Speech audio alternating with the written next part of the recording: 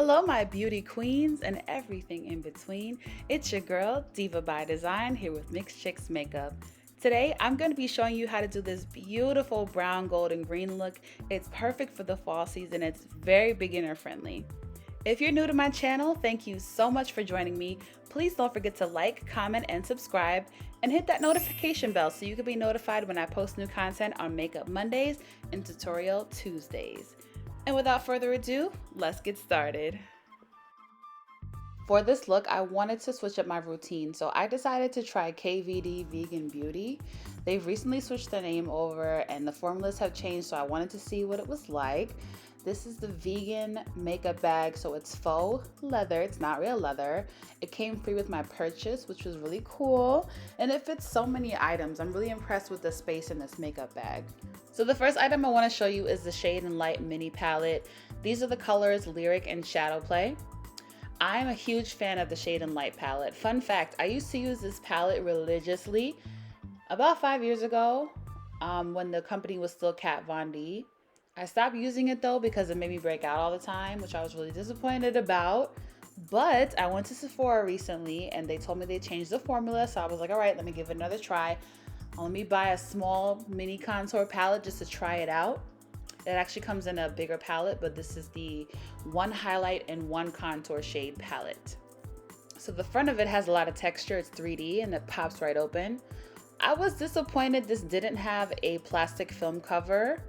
And maybe they're trying to reduce reuse, I don't know. But I was disappointed because you see how dusty that mirror is? And I was just really confused in this moment. I'm like, why does it not have a plastic film over it? So I wasn't sure if it was dust or if it was the shadow, but I just took a paper towel and cleaned that off, but I was really just not impressed. This is the foundation brush. Now, I never use foundation brushes. I was very skeptical because the brush looked very stiff. I don't like stiff brushes unless they're for my eyeshadow. But I was honestly pleasantly surprised. So the packaging is very beautiful. It reminds me, the brush I mean, of Christian Louboutin.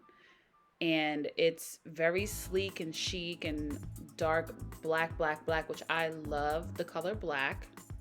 And I was impressed. It reminded me of a stippling brush, but it was very soft. I like the curve shape because it really hugged the curves in my face well, as you can see here.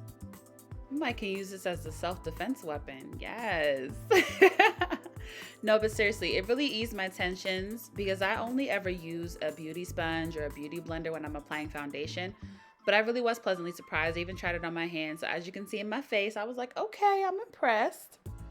Now let's move on to the foundation itself. This is the Lock-It foundation.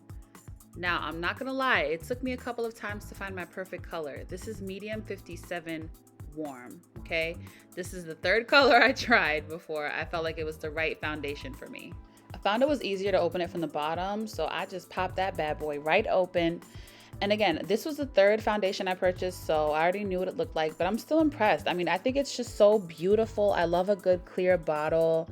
I love the hard plastic. On the back, it gives you the coverage details, how many fluid ounces, and so forth. I like the fact that there's a cap over the pump so it doesn't go squirting everywhere. It's just an all-around great design for the foundation. Next up, we have the Lock-It Hydrating Primer. It was so important for me to get a hydrating primer because I've been trying new medications with my dermatologist and it's very drying. Giving you a little spin action there, a little 360. And this is the same as far as the packaging, I mean, it's the same as the foundation except it's white, of course, because it's the primer and it has the white cap and everything.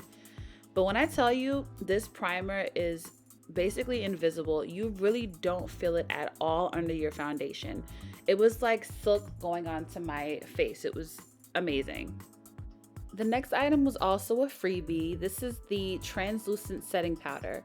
I really don't use any setting powder besides Beauty Bakery or Laura Mercier, so I was skeptical with this too, I'm not gonna lie, but I turned out to be very pleasantly surprised.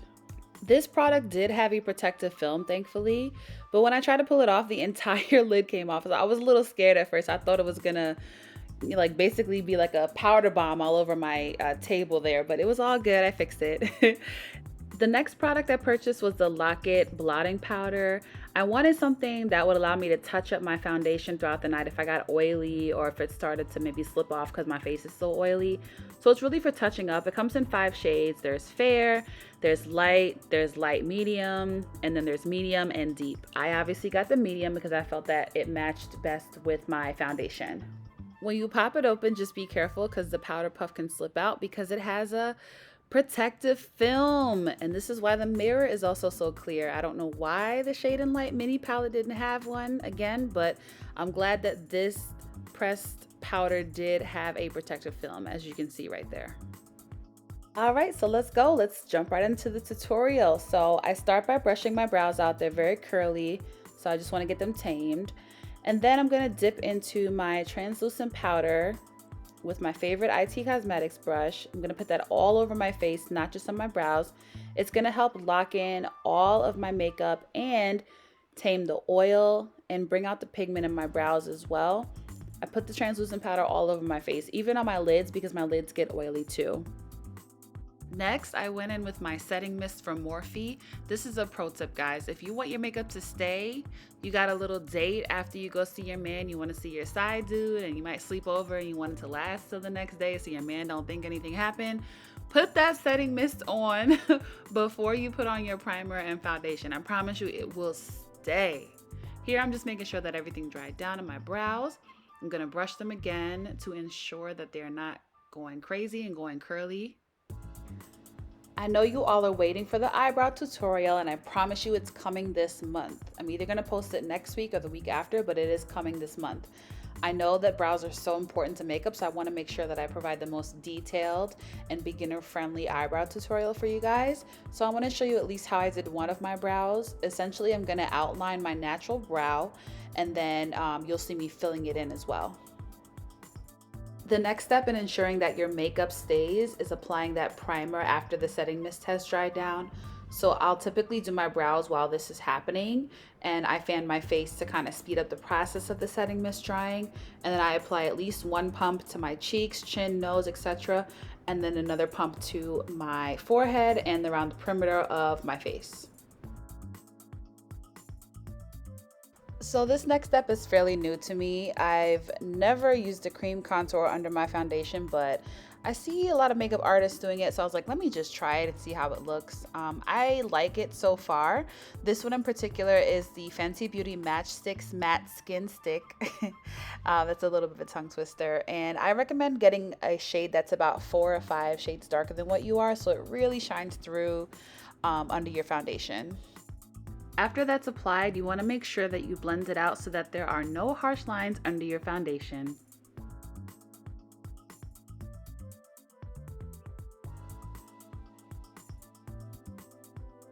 Next up, we have the Lock-It Concealer Creme. This I've actually been using for a while, since I've been using the Shade and Light palette about 5 or 6 years ago.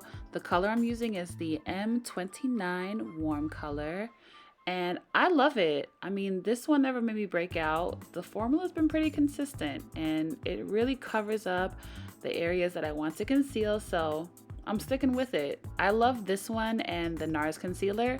I would say those are my top 2 favorite concealers.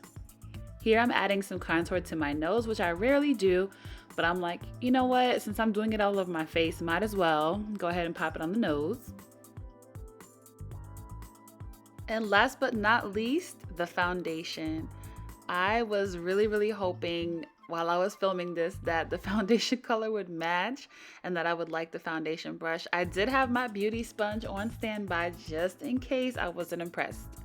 But I will say, other than the fact that the foundation smells like paint, like it has this weird funky smell to it, I was impressed with the coverage. It's a full coverage foundation.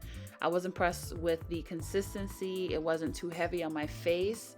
I feel like it really covered up everything well and provided that great full coverage that it said it would. So I'll consider using it. If they could just change that funky smell, it would be greatly appreciated. I want to say I used about 1.5 pumps to cover my entire face just for reference. I didn't really need a lot. After all that was done, I dipped into the finishing powder. I rarely use pressed powders, so I was very impressed with how well this mattified my face. I don't feel like I really needed the translucent powder as much, but I put some on anyway. And then after all that was done, I added some concealer under my eyes because my under eyes are dark. I have allergies. I sometimes don't get enough sleep like a lot of my fellow millennials. So I gotta cover up them under eyes, honey. And I used the blending sponge for this just out of force of habit. I took my Sephora contour brush and dipped into that Shade and Light palette. It was highly pigmented. I was very impressed. I only needed to dip in about 1 or 2 times to get that on my cheeks, or the hollows of my cheeks rather, and around the perimeter of my face to go on top of that cream concealer that was already under the foundation.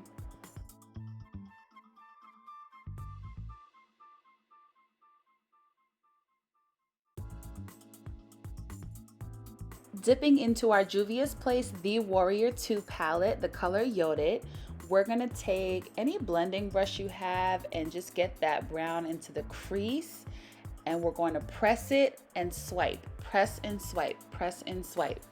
Now, if I never told you before, I love Juvia's Place palettes. The colors are pigmented beyond belief, and they're so affordable. This palette was only $20. And no, this is not an ad. If I never told you before, I just really love Juvia's Place palettes. Dipping into the color Social Blade from the James Charles X Morphe palette, we're gonna use that beautiful vibrant green and pack it onto our lower lash line, making sure that we're putting this over our concealer. So don't skip the concealer step. I'm using a small and compact shadow brush to pack on that color. You wanna pat it on and swipe. Pat, pat, pat, and swipe.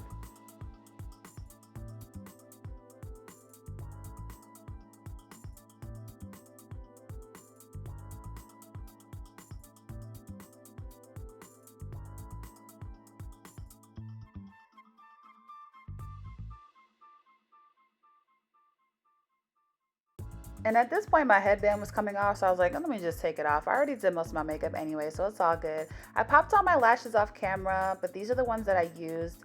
I'm gonna use the Beauty Bakery liquid lipstick for my lips. This color is called Bubble Wrap. It's a beautiful deep mauve. It goes with a lot of looks that I have. I love this color. For my winged eyeliner, I'm using my favorite Better Than Sex by Too Faced liquid liner. I feel like I don't use any liner besides this one and the NYX liquid liner.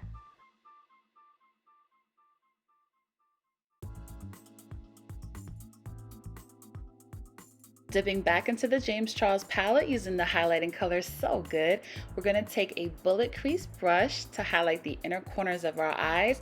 And if you know me, you know I love a highlight, honey. I'm talking about disco ball status. Then we're going to take the highlight onto the tip of our nose and the bridge of our nose.